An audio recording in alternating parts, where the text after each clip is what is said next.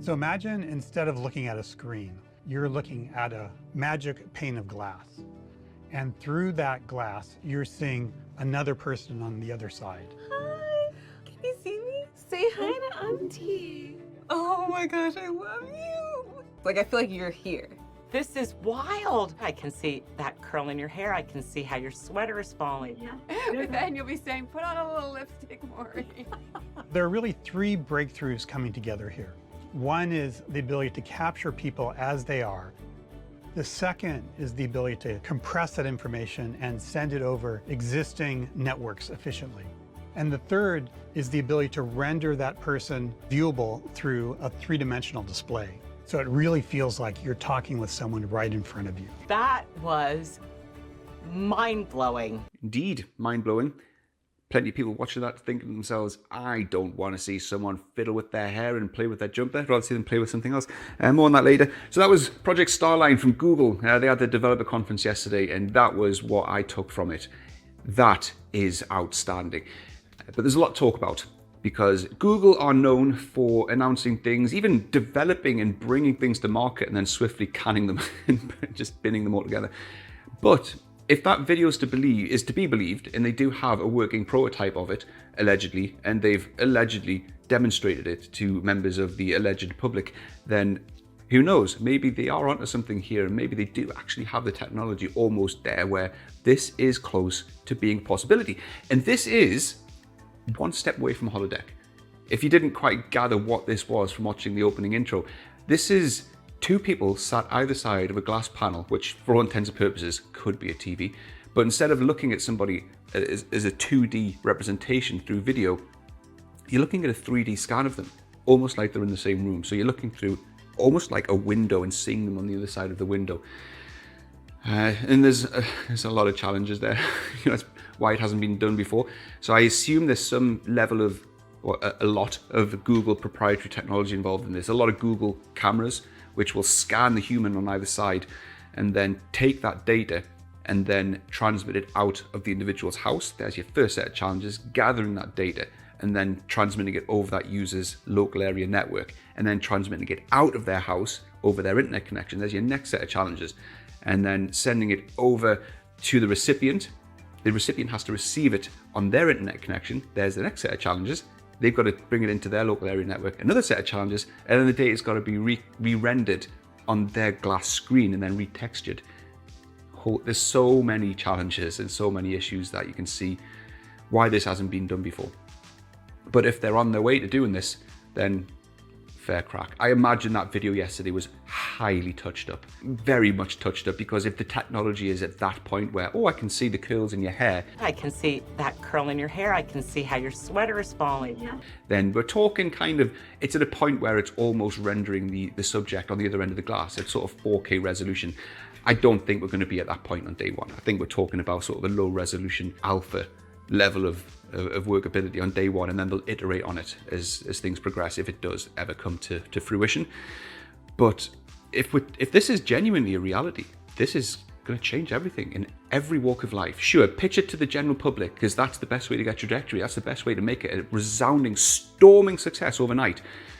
Because the way the world is at the moment, everybody will want this. If it's affordable and accessible for everyone, and it needs to be affordable for everyone, because it's no good just one person having it. You need it on both sides. If it does become affordable and accessible, I can see, and this is why I'm talking about it, the applications for this in industry is just endless. Think of all the things you do day in and day out that require you to communicate with a supplier or a client or a fabricator or a customer, and you need to see pictures of something, or you need to have a conversation. You can't quite get the point over of what it is you're trying to communicate. And sometimes a video isn't enough, like a phone screen or even a laptop or even a TV. You just still can't quite see the detail that you need to see.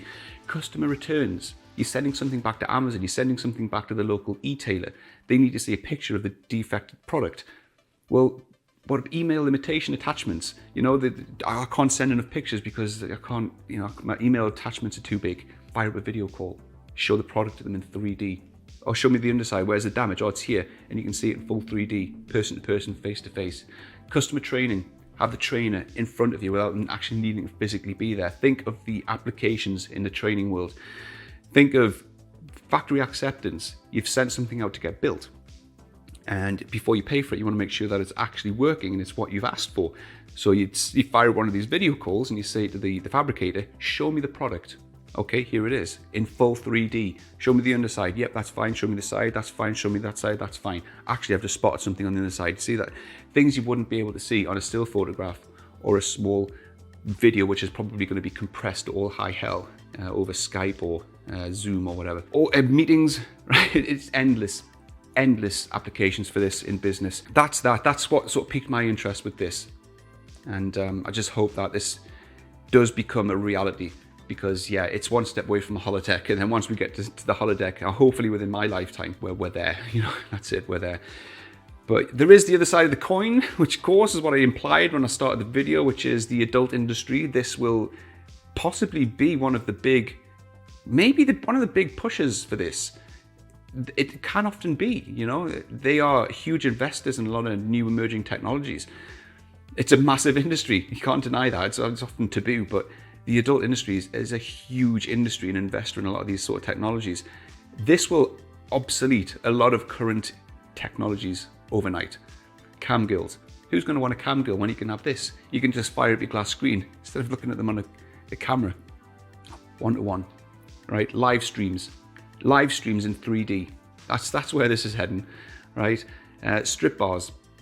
Who's going to want to go? Well, I mean, there's plenty of people who go. I just, by the FYI, for clarity, I do not frequent strip bars. I don't think I've ever been to one, not that I can remember anyway. But I assume there's people who do go, who like the atmosphere. But those who feel a bit uncomfortable, why go? You can now, there'll be any amount, the market will be saturated with girls saying, I don't want to work in a strip bar, why should I? I can go self-employed as a solo consultant, and I can just offer my services over this technology. Give me $200, $500 an hour, and you can have a solo service over this technology. It's going to revolutionize so many different industries if this does become a reality.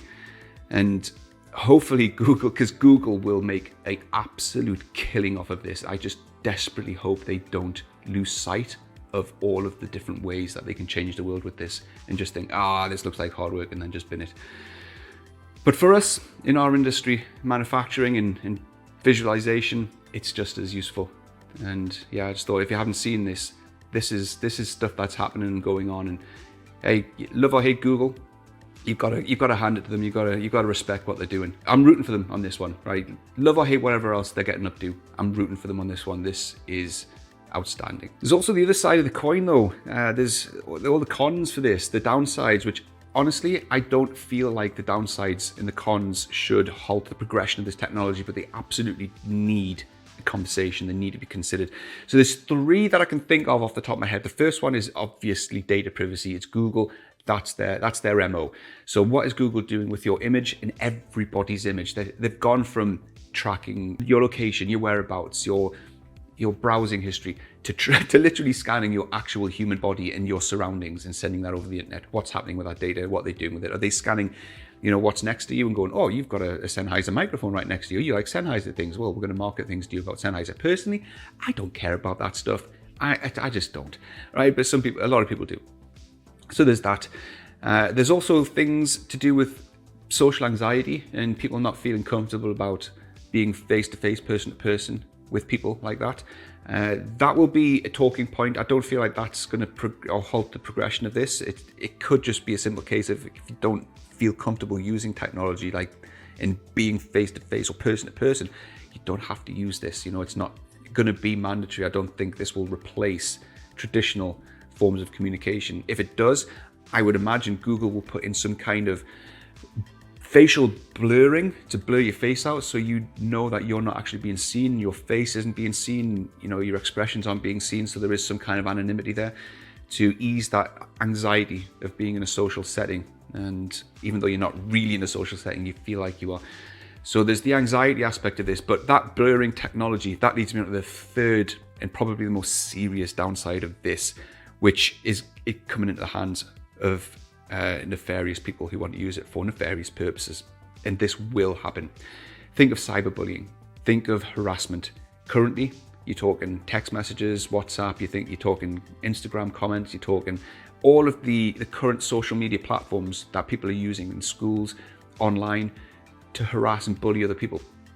Imagine those bullies can now just appear in the target's house in full 3D and harass, threaten them in person.